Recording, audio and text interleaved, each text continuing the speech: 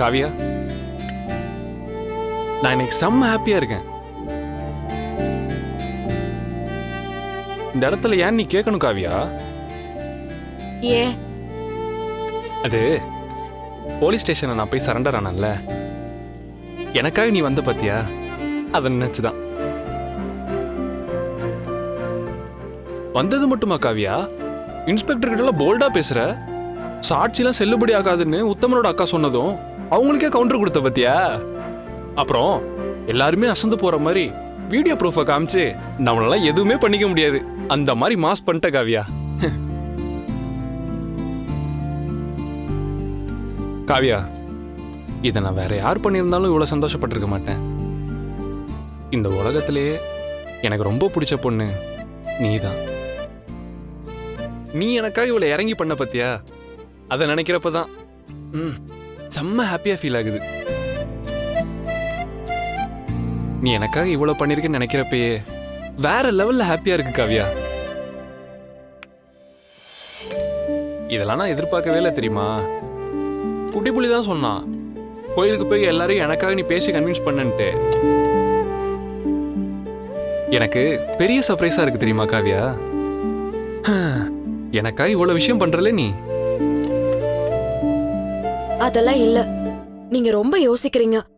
உங்க இடத்துல யார் இருந்தாலும் நான் இதுதான் பண்ணிருப்பேன். பாத்து காதல் கனவே தள்ளி போகாதே போகாதே, ஆசை மறைச்சு நீ ஒளியாதே ஓடாதே.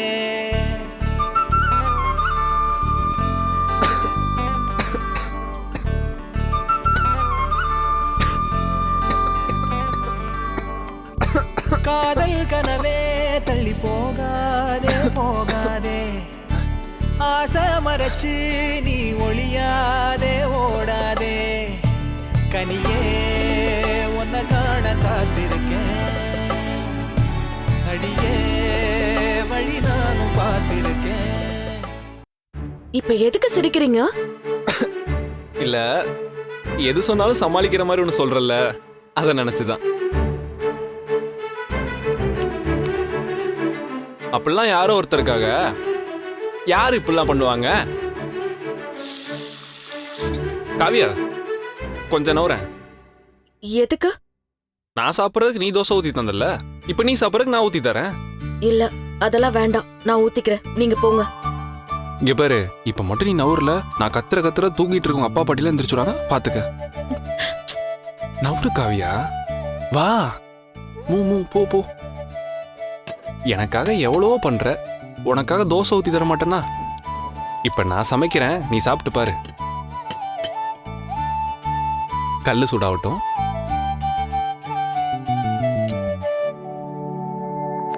வெங்காயம் எதுக்கு? நீ சமைக்கிறப்ப நான் ஏதாவது பேசினேனா? இப்ப நான் பண்றப்ப நீ அமைதியா இரு.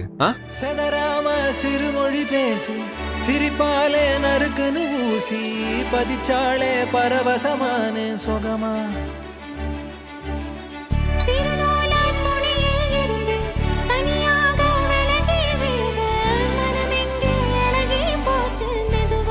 கல்லு காஞ்சிருச்சு.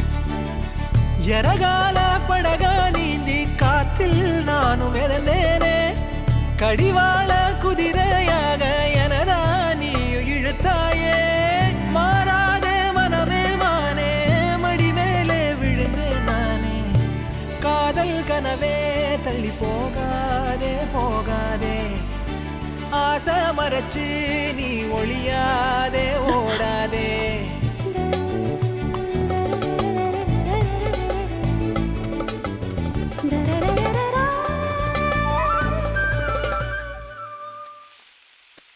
இதெல்லாம் எனக்கு தேவையே இல்ல, நார்மல் தோசை இருந்தாலே போதும். எப்ப பாரு நார்மல் தோசை சாப்பிட்டுதான் நீ இப்படி உம்முன்னு இருக்க. வெரைட்டியா சாப்பிட்டா தானே ஜாலியா இருக்க முடியும். தோசைக்கும் ஜாலியா இருக்கிறதுக்கும் என்ன சம்பந்தம்? என்ன சம்பந்தம் இருக்கா? அதெல்லாம் நிறைய சம்பந்தம் இருக்கு, சொல்றேன் கேக்குறியா? நம்ம லைஃபுமே இந்த தோசை மாவு மாதிரி தான். அது இஷ்டத்துக்கு விட்டோன்னு ஏன் ஒரு மாதிரி பிளைனா நார்மல் தோசை தான் கிடைக்கும். பெருசா எந்த ஒரு எக்ஸைட்மெண்ட்டுமே இருக்காது.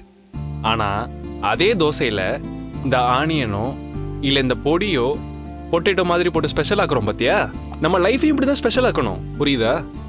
தோசையும் சரி வாழ்க்கையும் சரி, அவங்க நினைச்சதை செஞ்சுக்கிற வசதி எல்லாருக்குமே கிடைக்காது, சில பேருக்கு தான் கிடைக்கும். அதுலயும் சில பேருக்கு இந்த தோசை மாவு கூட கிடைக்காது. என்ன காவியா நீ எவ்வளவு பெரிய வாழ்க்கையோட பிலாசபியை இந்த தோசை மாவு வச்சு எக்ஸ்பிளைன் பண்றேன், இப்படி டேமேஜ் பண்றிய? இதெல்லாம் நல்லாவா இருக்கு? சாப்பிடு. சாப்பிடு. இங்க பாரு காவியா, எல்லா நேரமும் அடுத்தவங்களுக்கு சாப்பிட்றதுக்கு ஏதாவது இருக்கா இல்லையா நினைச்சு கவலைப்படுறதை விட நம்ம தட்டில் தோசை இருக்கேன்னு நினைச்சு சாப்பிடு. அதுதான் நம்மளுக்கு சந்தோஷத்தை கொடுக்கும். அது மட்டும் இல்ல, கொஞ்சம் சுயநலமா இருக்கிறதுலயும் தப்பு இல்லை. சாப்பிடு சாப்பிடு.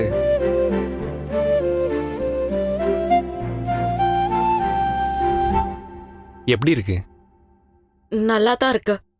நான் தான் சொன்னேன்ல, எல்லாம் நம்ம கையில தான் இருக்கு காவியா. சரி, இன்னொரு தோசை ஊத்தட்டுமா? இல்ல வேணாம், இதே போதும். அப்படியா? சரி, சூடாகிறதுக்குள்ள சாப்பிட்டுரு.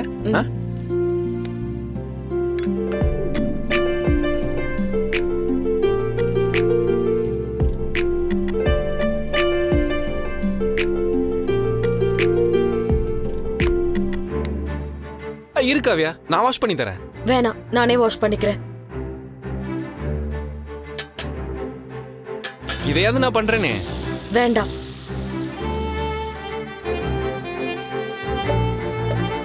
என்ன காவியா நீ, இதெல்லாம் நான் பண்ண மாட்டேனா?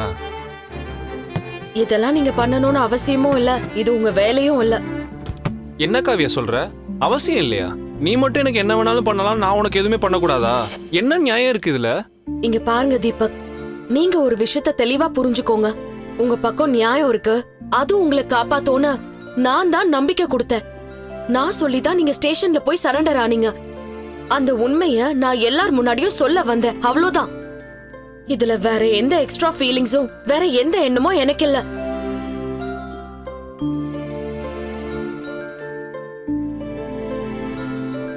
இந்த கல்யாணத்தையே என் குடும்பம் எனக்கு இது ரொம்ப பாதுகாப்பா இருக்கும்னு நம்புறதுனால நான் எதுவும் சொல்லாம இருக்கேன், அவ்வளவுதான்.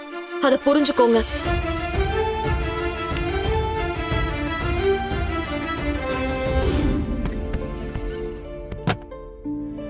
காவியா, கிச்சன்ல நீ எதுக்கு அப்படி பேசிட்டு வந்த? அப்ப என் இடத்துல யாரு இருந்தாலும் இப்படிதான் ஹெல்ப் பண்ணிருப்பியா?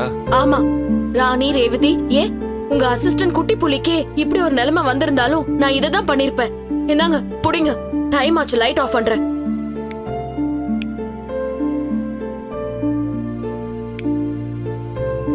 எனக்கு தூக்கம் வரல.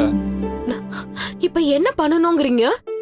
அப்ப நீ கோயிலுக்கு போய் எல்லாரையும் கன்வின்ஸ் பண்ணி எனக்காக சாட்சி சொல்ல வச்சதெல்லாம் என்ன பிடிச்சதுனால இல்லையா? ஐயோ, உங்களுக்கு எப்படி சொல்லி புரிய வைக்கிறது? இங்க பாருங்க தீபக், உங்களையும் உங்க ஃப்ரெண்ட்ஸையும் நான் பார்த்ததுல இருந்து நான் சில விஷயங்களை நோட் பண்ணிருக்கேன். உங்க ஃப்ரெண்ட்ஸ் எல்லாம் லவ் பண்ணி கல்யாணம் பண்ணிருக்காங்க. நீங்களும் ஒரு கல்யாணத்துக்கு ரெடி ஆகுற மைண்ட் செட்ல தான் இருந்தீங்க. எல்லாரும் அவங்க பார்ட்னரோட எப்படி சந்தோஷமா வாழணுங்கிறது தான் பெரிய விஷயமாவே இருக்கு. இதுதான் உங்க உலகமாவும் இருக்கு. ஆனா ஏன் உலகம் அது இல்ல? எனக்கு எவ்வளவு ஆசைகள் இருந்துச்சுன்னு தெரியுமா? நான் படிக்கணும்னு ஆசைப்பட்டேன். ஒரு நல்ல வேலைக்கு போய் என்னை யாரெல்லாம் ஓடி போனவ பொண்ணுன்னு சொன்னாங்களோ அவங்க முன்னாடி எல்லாம் நான் நல்லா வாழ்ந்து காட்டணும்னு ஆசைப்பட்டேன். அது வரைக்கும் என் லைஃப்ல ஒருத்தரை புடிச்சிருக்கு, லவ்ங்கிறது பத்தி எல்லாம் யோசிக்கிற மனநிலையிலேயே நான் இல்ல. இதுதான் என்னோட உலகம். திடீர்னு என் லைஃப்ல என்னென்னவோ நடந்துருச்சு. நீங்க என்ன கல்யாணம் பண்ணிக்கிட்டீங்க, அதனால இருக்கிற பிரச்சனை எல்லாம் அதிகமா தான் ஆயிட்டு இருக்கு. உங்க அம்மா உங்களை வெறுக்கிறாங்க. நீங்க கல்யாணம் பண்ணிக்க இருந்த பொண்ணோட லைஃப் இப்ப கேள்விக்குறியா நிக்குது. போதா குறைக்கு இப்ப போலீஸ் வேற நம்மள துரத்துறாங்க. மூச்சு விட கூட யோசிக்க வேண்டிய சூழல்ல தான் நான் வாழ்ந்துகிட்டு இருக்கேன். அப்படி இருக்கும்போது நான் உங்களை ஏத்துக்கிறதும் உங்களை பிடிச்சிருக்குன்னு யோசிச்சு பாக்குறதுக்கும் எங்க எனக்கு நேரம் இருக்கு சொல்லுங்க. இன்னும் சிம்பிளா சொல்ல போனா என் உலகம் வேற, உங்க உலகம் வேற தீபக். அது என்னைக்குமே ஒண்ணு சேராது.